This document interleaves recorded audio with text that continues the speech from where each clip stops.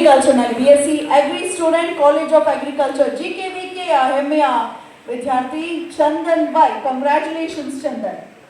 ಬಸವರಾಜ್ ಜವಳಿ, ಯಾದಗಿರಿಯವರು ಬಸವರಾಜ್ ಜವಳಿ 664ನೇ ರ್ಯಾಂಕ್ ಅನ್ನ ಪಡೆದಿದ್ದಾರೆ. ತಂದೆ ಒಂದು ಬಿಸ್ನೆಸ್ ಮಾಡ್ತಾರೆ, ಬಿಸ್ನೆಸ್ ಪರ್ಸನಾಲಿಟಿ ವಿಶ್ವನಾಥ್ ಮತ್ತು ಗೃಹಿಣಿ ಗಿರಿಜಾ ಅವರ ಸುಪುತ್ರ.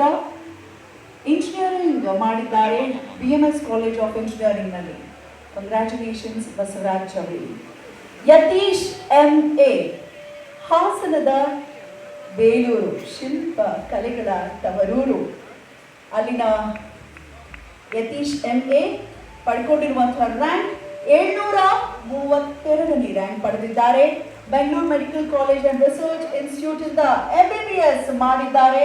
ಅವರ ತಂದೆ ಗವರ್ಮೆಂಟ್ ಎಂಪ್ಲಾಯಿ ಆನಂದ್ MM, ತಾಯಿ ಗೃಹಿಣಿ ಸಾವಿತ್ರಮ್ಮ ಅವರ ಹೆಮ್ಮೆಯ ಪುತ್ರ ಯತೀಶ್ MA ಮೆಡಿಕಲ್ ಆಫೀಸರ್ ಆಗಿ ಪ್ರಸ್ತುತ ಕಾರ್ಯನಿರ್ವಹಿಸುತ್ತಿದ್ದಾರೆ. ಜೋರಾದ ಚಪ್ಪಾಳೆ ಯತೀಶ್ MA. ಬಸವರಾಜ್ M ಪಾಟೀಲ್, ಕುಂದಾನಗಿರಿ ಬೆಳಗಾವಿಯ ಬೈಲಹೊಂಗಲದವರು. ಬಸವರಾಜ್ M ಪಾಟೀಲ್ 739ನೇ ರ್ಯಾಂಕ್ ಅನ್ನು ಪಡೆದಿದ್ದಾರೆ. ಮಡಿವಾಳಪ್ಪ ಶಾಂತವ್ವ ಅವರ ಸುಪುತ್ರ. ಇಂಜಿನಿಯರಿಂಗ್ ಮಾಡಿದ್ದಾರೆ ಬಸವರಾಜ್ M ಪಾಟೀಲ್. ಕಂಗ್ರ್ಯಾಚುಲೇಷನ್ಸ್ ಬಸವರಾಜ್. ಚಂದ್ರಶೇಖರ್, ಯಾದಗಿರಿಯ ಚೆನ್ನೂರಿನ ಚಂದ್ರಶೇಖರ್ ಅವರು. ಅವರ ತಂದೆಯ ಹೆಸರು ಚಂದ್ರಶೇಖರ್ ಮಸಪ್ಪ ಮತ್ತು ರತ್ನಮ್ಮ ದಂಪತಿಗಳ ಸುಪುತ್ರ ಚಂದ್ರಶೇಖರ್.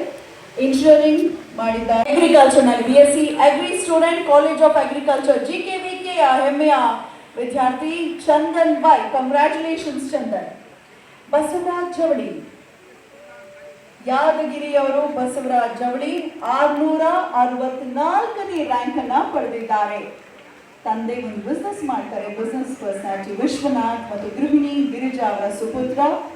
ನಮಸ್ಕಾರ, ನನ್ನ ಹೆಸರು ಚಂದ್ರಶೇಖರ್ ಅಂತ. ನಾವು ಮೂಲತಃ ಯಾದಗಿರಿ ಜಿಲ್ಲೆ ಶಾಪುರ ತಾಲೂಕಿನ ನಮ್ಮ ಪ್ರಕಾರ ದೇವೇಂದ್ರ ಆದಿಸಿ IHR ಸೀನಿಯರ್ ಸೈಂಟಿಸ್ಟ್ ಆಗಿ ಕೆಲಸ ಮಾಡ್ತಾರೆ.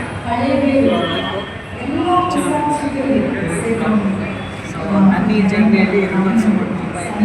ಸೊ ನಮ್ಮ ಬ್ರದರ್ ಬಂದ್ಬಿಟ್ಟು ಫ್ಯಾಮಿಲಿಗೆ ಈಸ್ ದ ಗೇಮ್ ಚೇಂಜರ್ ಅಂತ ಹೇಳ್ಬೋದು. ನಮ್ಮ ಫ್ಯಾಮಿಲಿ ಡೈರೆಕ್ಷನ್ ಚೇಂಜ್ ಮಾಡಿದ್ದು. ಸೊ ನನ್ನ ಈ ಬೇಸಿ ಜರ್ನಿಲಿ ನನ್ನ ಫೈನಾನ್ಷಿಯಲಿ ಎವ್ರಿಥಿಂಗ್ ಮೆಂಟಲಿ ಇಂಟೆಲೆಕ್ಚುಯಲ್ ಆಗಿ ಸಪೋರ್ಟ್ ಆಗಿ ನಿಂತಿದ್ದ ನಮ್ಮ ಬ್ರದರ್. ಸೊ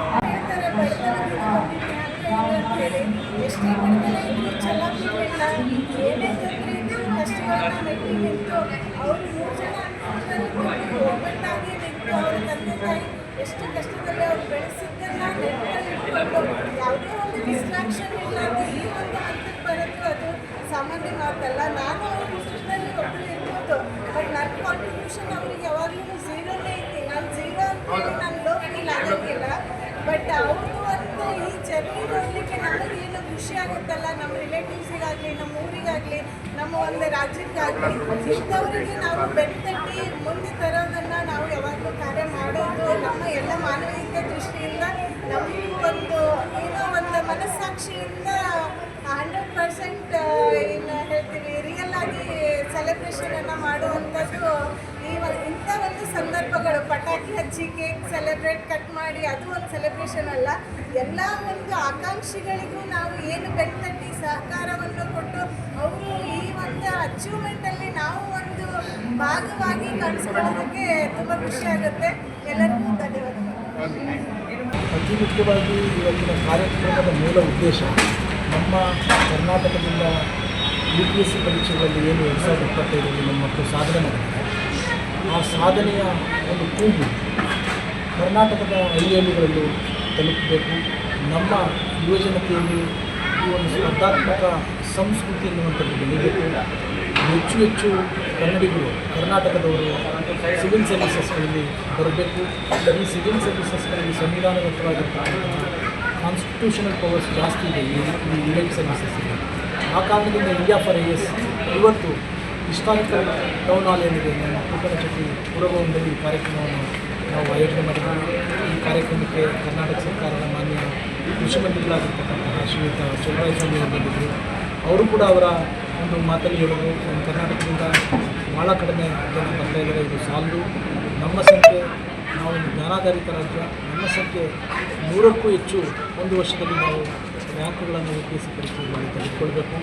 ಆ ನಿಟ್ಟಿನಲ್ಲಿ ಸರ್ಕಾರ, ಪೋಷಕರು, ಶಿಕ್ಷಣ ಸಂಸ್ಥೆಗಳು ಒಟ್ಟು ಒಂದು ಸಾಮಾಜಿಕ ವ್ಯವಸ್ಥೆಯಾಗಿ ನಾವು ಏನು ಕೆಲಸ ಮಾಡಿದಾಗ ಮಾತ್ರ ನಾವು ಬೇರೆ ರಾಜ್ಯಗಳಿಗಿಂತ ಹೆಚ್ಚು UPSCನಲ್ಲಿ ರ್ಯಾಂಕ್ಗಳನ್ನು ತೆಗೆದುಕೊಳ್ಳಲಿಕ್ಕೆ ಸಾಧ್ಯ. ಇವತ್ತು ನಮ್ಮ ಮಕ್ಕಳೆಲ್ಲ ಡೆಲ್ಲಿ, ಹೈದರಾಬಾದ್ ಆ ಕಡೆ ಹೋಗ್ತಾರೆ. ಇವತ್ತು 95% ಡೆಲ್ಲಿ, ಹೈದರಾಬಾದ್ ಹೋಗೋದನ್ನು ನಿಲ್ಲಿಸಿದ್ದಾರೆ. ಇವತ್ತು ಚಂದ್ರಾ ಲೇಔಟ್ ಡೆಲ್ಲಿಯನ್ನು ಬಿಟ್ಟರೆ ಎರಡನೇ ಒಂದು ತಾಣ ಸಿವಿಲ್ ಸರ್ವಿಸ್ ಅಥವಾ IAS ಪ್ರಿಪ್ರೇಷನ್ ಮಾಡಲಿಕ್ಕೆ. ಇವೆಲ್ಲ ಕರ್ನಾಟಕದ ನಮ್ಮೆಲ್ಲ ಪೋಷಕರಲ್ಲಿ, ಯುವಜನತೆಯಲ್ಲಿ ಎಲ್ಲರಲ್ಲೂ ನಾನು ಒಂದು ಮಕ್ಕಳಿಗೆ ಮನವಿಯನ್ನು ಮಾಡ್ಕೊತೀನಿ. ನೀವು ಮೊದಲು ಏನಾದರೂ ನಿಮ್ಮ ಮಕ್ಕಳನ್ನ IAS IPS ಮಾಡಿಸ್ಬೇಕು ಅಂತ ಮನಸ್ಸಿಗೆ ಬಂದರೆ ದಯವಿಟ್ಟು ಒಮ್ಮೆ ಚಂದ್ರಾ ಲೇಔಟ್ ಬನ್ನಿ. ಒಂದಕ್ಕಿಂತ ಒಂದು ಒಳ್ಳೆಯ ಇನ್ಸ್ಟಿಟ್ಯೂಟ್ಗಳಿವೆ, 150ಕ್ಕೂ ಹೆಚ್ಚು ಲೈಬ್ರರಿಗಳಿವೆ, PGಗಳಿವೆ, ಸುರಕ್ಷಿತವಾಗಿರ್ತಕ್ಕಂತಹ ವಾತಾವರಣ ಇದೆ.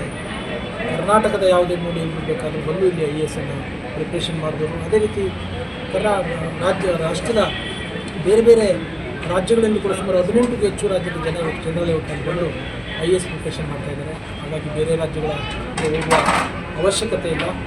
ನಿಮ್ಮ ಚಂದ್ರಾ ಲೇಔಟ್ ಇಡೀ ದೇಶದ IAS ಆಕಾಂಕ್ಷಿಗಳಿಗೆ ಒಂದು ಮಾರ್ಗದರ್ಶನ ನೀಡುವ ಎಲ್ಲ ರೀತಿಯಾಗಿರ್ತಕ್ಕಂಥ ವಾತಾವರಣ, ಒಂದು ಶಕ್ತಿ ನಮ್ಮ ಜನಕ್ಕೆ ಇದೆ.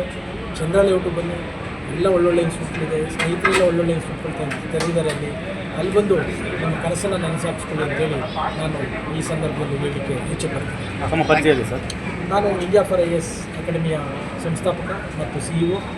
ಇಂಡಿಯಾ ಫಾರ್ IAS ಅಕಾಡೆಮಿಯ ಮೂಲ ಉದ್ದೇಶ ಬಹಳ ಕಡಿಮೆ ಶುಲ್ಕದಲ್ಲಿ ನಮ್ಮ ಮಕ್ಕಳಿಗೆ ಗುಣಮಟ್ಟದ ಮಾರ್ಗದರ್ಶನ ಕನ್ನಡದ ನೆಲದಲ್ಲೇ ಸಿಗಬೇಕು. ಇದು ಒಂದು ನಮ್ಮ ಮಕ್ಕಳಿಗೆ ಒಂದು ಆಸರೆ ಆಗಬೇಕು ಅನ್ನುವಂಥ ದೃಷ್ಟಿಕೋನವನ್ನು ಇಟ್ಕೊಂಡು ನಮ್ಮ ನಿವೃತ್ತ IAS ಅಧಿಕಾರಿ, ಕನ್ನಡ ನಾಡು ಕಂಡಂತಹ ದಕ್ಷ IAS ಅಧಿಕಾರಿ ಶ್ರೀಯುತ ಕೇದಾರ್ ಸರ್ ಅವರು, ಅದೇ ರೀತಿ ಕನ್ನಡ ನಾಡು ಕಂಡಂತಹ ಅತ್ಯಂತ ದಕ್ಷ IFS ಅಧಿಕಾರಿ Indian forest service doctor GN Srikantaiah ಅವರು, ನನ್ನ ಎರಡೂ ಕಣ್ಣುಗಳು ನಯನ್ ಮತ್ತು ನವೀನ್, ಹಾಗೂ ನನ್ನ ಎರಡೂ ಭುಜಗಳು ಸಂದೀಪ್ ಮತ್ತು ಪ್ರಶಾಂತ್ ಇದ್ದಾರೆ. ನಾವೆಲ್ಲ ಒಂದು ಒಟ್ಟು ತಂಡವಾಗಿ ಕನ್ನಡ ನಾಡಿನ ಯುವಜನತೆಗೆ ಒಂದು ಒಳ್ಳೆಯ ಬದುಕನ್ನು ಕಟ್ಟಿಕೊಡ್ಬೇಕು, ಅವರನ್ನು ಭವಿಷ್ಯದ ಉತ್ತಮ ನಾಯಕರನ್ನಾಗಿ ಮಾಡಬೇಕು ಅಂತೇಳಿ ಹಣ ತೊಟ್ಟು ಇವತ್ತು ಈ ಸತ್ಕಾರ್ಯದಲ್ಲಿ ಪೂಜೆ ಅಂತ ಕೂತ್ಕೊಂಡು ನಾವು ಇದನ್ನು ಮಾಡ್ತಾಯಿದ್ದೀವಿ. ನಮ್ಮೆಲ್ಲ ಪೋಷಕರು, ನಮ್ಮೆಲ್ಲ ಕನ್ನಡಿಗರ ಸಪೋರ್ಟು ಕೂಡ ಇದಕ್ಕೆ ಬೇಕು ಅಂತೇಳಿ ಈ ಮೂಲಕ ಕೇಳ್ಕೊಳ್ಳಿಕ್ಕೆ ಬಯಸ್ತೀನಿ. Thank you sir.